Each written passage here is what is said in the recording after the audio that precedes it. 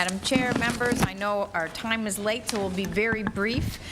Last year, when we did this shift, one of the things that was revealed is that the shift is particularly hard on districts that serve special ed populations, because when you take special ed populations, your costs are out of pocket.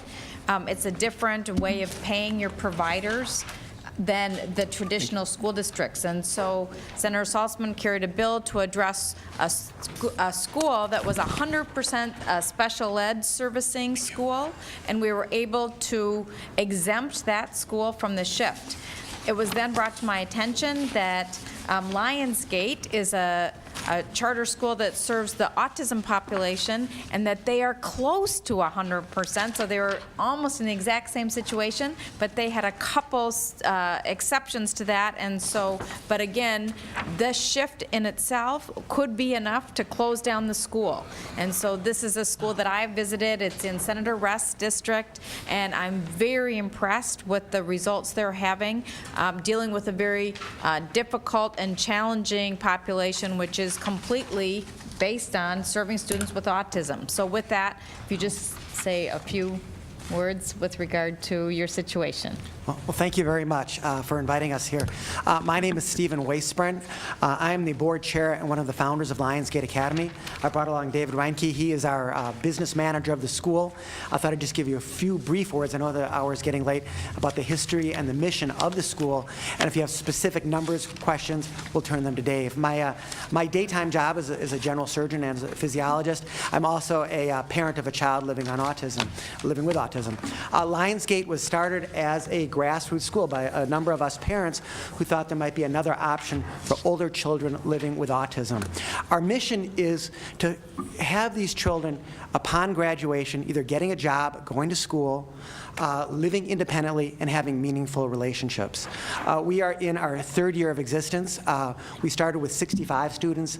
Last year we had 95 students, and this year we have about 135 students. And we still have a waiting list to get in.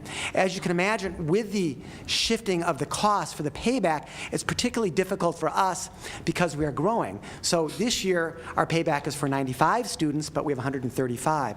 So we have to budget for that, and we borrow money at 7.5 to 8% from the banks to maintain our cash flow. The other challenge for us is that when we try to be flexible with it, what services we give, it's very challenging because all these children are on special ed. So if it's in the IEP, we are committed and by law to provide those services. We don't have as much flexibility in withholding services for these children that have special ed needs as perhaps other school districts. We like to think we're more efficient than the public schools because we have the services in one spot. One speech therapist is not driving from school to school. We also like to think that we have a unique set of expertise, and so we can do a better job than the home districts. We don't want to say we're in competition with the home districts. Charter schools, you know, are about choice. And if a student is thriving in the home district, we certainly encourage them to stay in their district. The one area you might be asking us the most difficult for us to answer is, well, how are the kids doing? Is Lionsgate meeting its mission? Are they learning more? Are we more efficient than the public schools? And that is one of our biggest challenges. These children don't test very well. They each are an IEP, so each child has a little different ruler that we gauge them by. Are they gaining their IEP goals? So a lot of what we do is we look at how the parents feel they are, and we have a very high retention rate for the parents.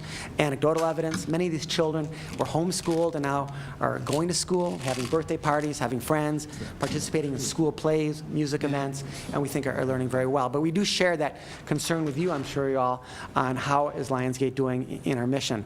Part of us will see later on, upon graduation, how are they doing? Are they going to college? Are they getting a job? Are they ending up in jail? Are they having unwanted pregnancies? I mean, those are the kind of data we do hope to collect in the future. So I really appreciate Senator Bonoff helping us with this cash flow issue, because we just have a couple of students who aren't in IEPs. Some of the parents are so pleased with the performance of their children living with autism at the school, they want to send their siblings there.